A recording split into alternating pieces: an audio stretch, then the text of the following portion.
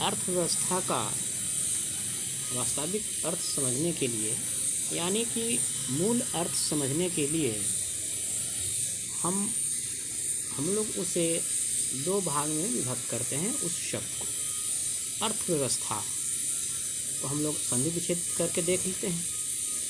अर्थ जोड़ व्यवस्था। अर्थ का मतलब हम सभी जानते हैं कि धन, संपत्ति, संसाधन होते हैं, और व्यवस्था का मतलब होता है उसको अपने देश की अर्थव्यवस्था को अर्थ सिस्टमिक ढंग से हम लोग किस सभी क्षेत्रों में विभाजित करते हैं।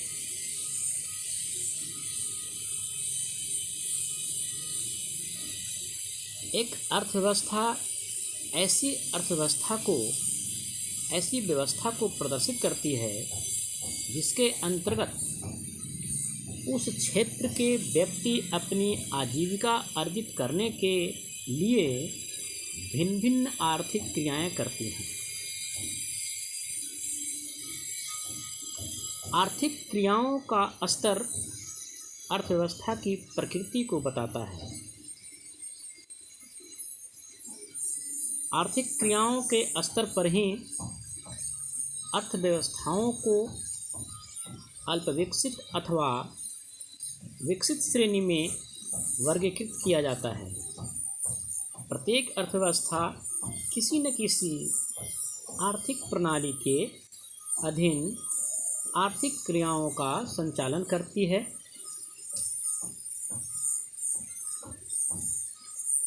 इस प्रकार अर्थव्यवस्थाओं के प्रकार आर्थिक प्रणाली की प्रकृति के आधार पर बांटे जाते हैं।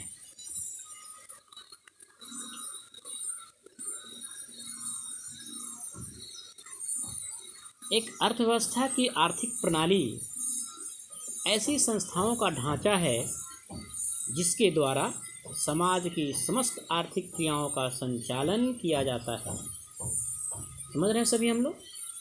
एक अर्थव्यवस्था की आर्थिक प्रणाली ऐसी संस्थाओं का ढांचा है जिसके द्वारा समाज की समस्त आर्थिक क्रियाओं का संचालन किया जाता है। प्रत्येक अर्थव्यवस्था किसी न किसी आर्थिक प्रणाली पर आधारित होती है, जिन्हें हम लोग निम्न मुख्यतः 3 भागों में बांट सकते हैं या बांटा जाता है। प्रथम है कैपिटलिस्ट इकोनॉमी, पूंजीवादी अर्थव्यवस्था, जिसे मार्केट इकोनॉमी भी कहा जाता है, बाजार अर्थव्यवस्था भी कहा जाता है। दूसरा है सोशलिस्ट इकोनॉमी, समाजवादी अर्थव्यवस्था, इसका दूसरा नाम कंट्रोल्ड इकोनॉमी है, नियंत्रित अर्थव्यवस्था भी कहा जाता है। तीसरा और अंतिम अर्थव्यवस्था है जिसका नाम है मिक्स्ड इकोनॉमी, मिश्रित अर्थव्यवस्था है। अब इन तीनों अर्थव्यवस्थाओं को हम लोग बारी बारी से समझ सकते हैं। आगे देखते हैं कि पूंजीवादी अर्थव्यवस्था, जिसे हम लोग बाजार अर्थव्यवस्था कहते हैं, कि कुछ विशेषताएं पाई जाती हैं।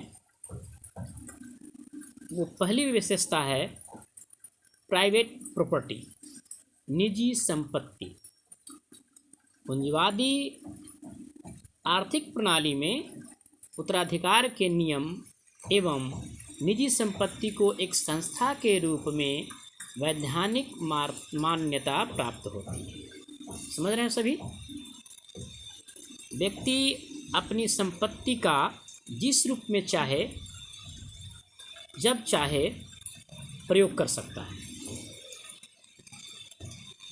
यह संस्था संपत्ति के मालिक की मृत्यु के बाद यानी मृत्यु के पश्चात उसकी संपत्ति को उसके उत्तराधिकारी को देने का भी कानूनी अधिकार प्रदान करती है। दूसरी विशेषता है पूंजीवादी अर्थव्यवस्था की, बाजार अर्थव्यवस्था की दूसरी विशेषता है इकोनॉमिक फ्रीडम, आर्थिक स्वतंत्रता। पूंजीवादी अर्थव्यवस्था व्यक्ति को कार्य करने की स्वतंत्रता, चयन की स्वतंत्रता, उपभोग की स्वतंत्रता, बचत एवं विनियोग करने की स्वतंत्रता प्रदान करती है। फिर से समझ लीजिए, पूंजीवादी अर्थव्यवस्था की दूसरी विशेषता है, उसे हम लोग कहते हैं इकोनॉमिक फ्रीडम, आर्थिक स्वतंत्रता। इट मीन्स पूंजीवादी अर्थव्यवस्था व्यक्ति को कार्य करने की स्वतंत्रता देती है, चयन की स्वतंत्रता देती है, उपभोग की स्वतंत्रता देती है एवं बचत एवं विनियोग करने की स्वतंत्रता प्रदान करती है। समझ रहे हैं? आगे बढ़ें जी। तीसरी विशेषता है राज्य का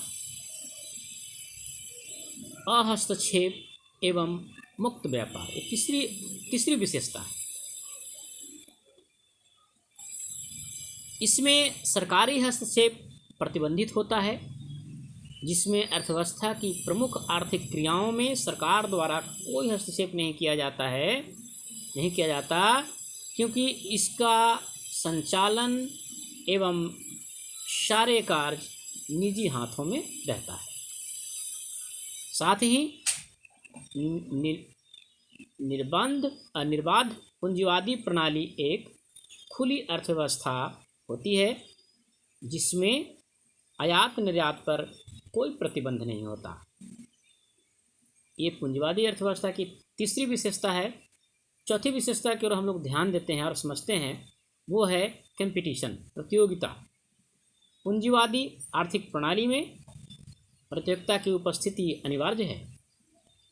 बाजार की शक्तियाँ मांग एवं पूर्ति के मध्य सामंजस्य एवं संतुलन प्रतियोगिता के कारण ही संभव हो पाता है। इस विशेषता को फिर से हम लोग ध्यान से समझिए।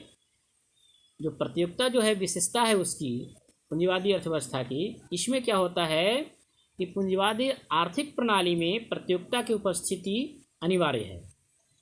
बाजार की जो शक्तियाँ होती हैं मांग एवं पूर्ति के मध्य बीच में सामंजस्य एवं संतुलन प्रतियोगिता के कारण संभव हो पाता है। पांचवी और अंतिम विशेषता है कीमत संयंत्र, प्राइस मैकेनिज्म। इस विशेषता में पूंजीवादी आर्थिक प्रणाली में कीमत निर्धारण कीमत संयंत्र की स्वतः प्रक्रिया द्वारा किया जाता है।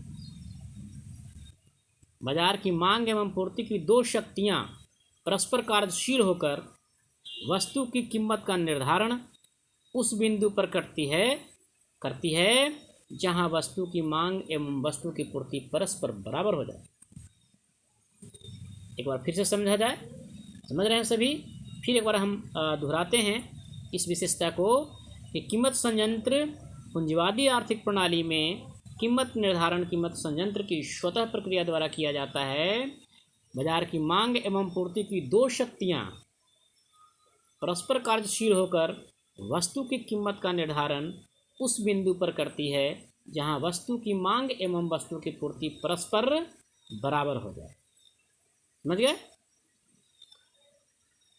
अब अर्थव्यवस्था की हम दूसरी अर्थव्यवस्था की बात करते हैं। दूसरी जो व्यवस्था है, प्रणाली है, जो इकोनॉमिक सिस्टम है, वो है सोशलिस्ट इकोनॉमी, या उसे कंट्रोल्ड इकोनॉमी भी कहते हैं। समाजवादी अर्थव्यवस्था या नियंत्रित अर्थव्यवस्था। समाजवादी नियंत्रित अर्थव्यवस्था की भी कुछ विशेषताएं हैं, वो निम्नवत हैं। पहला है सोशल ओनरशिप, सामाजिक स्वामित्व। इसका अर्थ ये होता है कि समाजवादी अर्थव्यवस्था में उत्पत्ति के जो विभिन्न साधन होते हैं, उत्पादन के जो विभिन्न साधन होते हैं, उसका स्वामित्व समाज का होता है। उस पर जो स्वामित्व है, अधिकार है, वो समाज का होता है तथा इन साधनों का प्रयोग व्यक्तिगत लाभ के लिए न होकर सामाजिक लाभ के लिए किया जाता है। इस प्रणाली में निजी संपत्ति का कोई स्थान नहीं होता, कोई अधिकार नहीं होता। यह केवल उपभोग पदार्थों तक ही सीमित होकर रह जाती है। समझ रहे हैं? दूसरी जो विशेषता है सामाजिक अर्थव्यवस्था की, वो है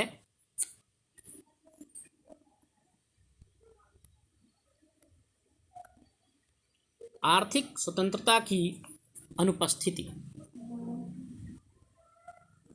absence of economic freedom.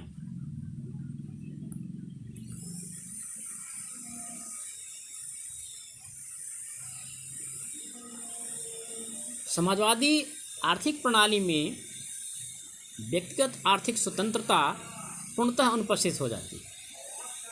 It means आर्थिक स्वतंत्रता उसमें नहीं रहती, व्यक्तिगत आर्थिक स्वतंत्रता नहीं हो पाती है।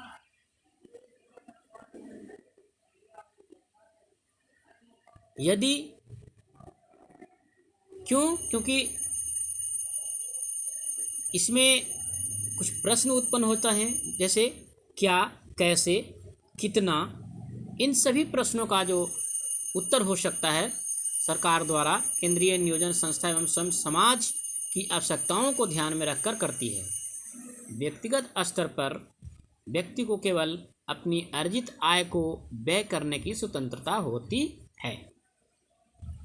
एक बार फिर समझिए, आर्थिक स्वतंत्रता की अनुपस्थिति का तात्पर्य यह है कि समाजवादी आर्थिक प्रणाली में व्यक्तिगत आर्थिक स्वतंत्रता पूर्णतः अनुपस्थित हो जाती है। व्यक्तिगत स्तर पर व्यक्ति को केवल अपनी अर्जित आय को व्यय करने की स्वतंत्रता होती है। तीसरी विशेषता है समाजवादी अर्थव्यवस्था का कीमत संयंत्र की गौण भूमिका, passive role of price mechanism. पूंजीवाद की भांति समाजवाद में कीमतों का निर्धारण कीमत संयंत्र द्वारा नहीं किया जाता, बल्कि सरकार स्वयं अपने अनुभव के आधार पर कीमत निर्धारण करती है। आर्थिक क्रियाओं के लिए लेखा कीमतों का प्रयोग किया जाता है, जिसका निर्धारण सरकार स्वयं उत्पादन लागत एवं सामाजिक हित को ध्यान में रखकर करती है। लेखा कीमतें प्रायः उत्पादन लागत से थोड़ी अधिक होती है। समझ रहे हैं सभी स्टूडेंट्स? अगली विशेषता है समाजवादी अर्थव्यवस्था की प्रतियोगिता की अनुपस्थिति, एब्सेंस ऑफ कंपटीशन। समाजवादी आर्थिक प्रणाली में नियोजन एवं निर्देशन होने के कारण प्रतियोगिता का सामान्यतः अभाव पाया जाता है। इट मीन्स इस विशेषता में क्या होता है कि समाजवादी आर्थिक प्रणाली में नियोजन एवं निर्देशन होने के कारण प्रतियोगिता का साधारणतः सामान्यतः अभाव पाया जाता है, इसमें कमी पाई जाती है। तीसरा और सबसे महत्वपूर्ण व्यवस्था है मिश्रित अर्थव्यवस्था, मिक्स्ड इकोनॉमी, जो हमारे देश में भी अक्षरशः लागू है। हमारा देश और हम इसी मिश्रित अर्थव्यवस्था के अपना करके हमारा देश आगे बढ़ रहा है। मिश्रित आर्थिक प्रणाली में भी कुछ निम्नलिखित आर्थिक घटक पाए जाते हैं। निम्नलिखित उसकी भी विशेषता होती है, जिसकी पहली विशेषता है निजी एवं सार्वजनिक संपत्ति का सह अस्तित्व होता है। मिश्रित प्रणाली में क्या होता है, कुछ साधन एवं अधिकार निजी मालिकों का होता है और कुछ शेयर जो है सरकार के संपत्ति का भी होता है। सरकार उस पर अधिकार करती है, कंट्रोल करती है। दोनों का को एग्जिस्टेंस होता है प्राइवेट एंड पब्लिक ओनरशिप में। मिश्रित अर्थव्यवस्था में निजी एवं सार्वजनिक दोनों क्षेत्र एक साथ पाए जाते हैं। निजी व्यक्तियों का भी उसमें कंट्रोल होता है, उत्पादन के साधनों पर अधिकार होता है, और सार्वजनिक क्षेत्रों का भी एक साथ, दोनों का एक साथ होता है। समझ रहे हैं? इस प्रणाली में व्यक्तिगत संपत्ति एवं लाभ और उद्देश्य को उचित मान्यता प्राप्त होती है। उत्तराधिकार का नियम अर्थात संपत्ति का हस्तांतरण संभव होता है, किंतु सरकार सामाजिक समानता के उद्देश्य को ध्यान में रखकर विभिन्न प्रकार के टैक्स लगाकर संपत्ति के आकार पर कंट्रोल करती है। समझ रहे हैं? आगे बढ़ें। दूसरी विशेषता है मिश्रित अर्थव्यवस्था की, मिक्स्ड इकोनॉमी की, जो हमारे देश में भी लागू है। हमारा देश उसी अर्थव्यवस्था को अपना करके हम लोग आगे बढ़ रहे हैं। वो है इकोनॉमिक फ्रीडम, आर्थिक स्वतंत्रता। मिश्रित अर्थव्यवस्था में यद्यपि पर्याप्त सरकारी हस्तक्षेप पाया जाता है, हालांकि इस अर्थव्यवस्था में कहने का तात्पर्य है कि सरकार पूर्णतः स्वतंत्र नहीं छोड़ती। सरकार अपने कंट्रोल अपने हाथों में रख लेती है।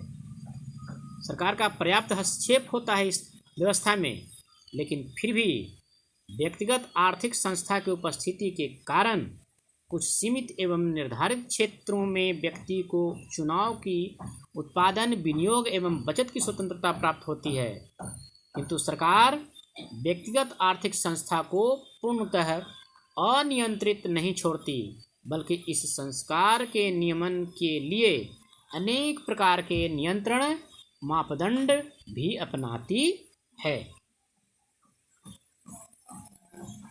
तीसरी विशेषता है कीमत प्रणाली, प्राइस सिस्टम।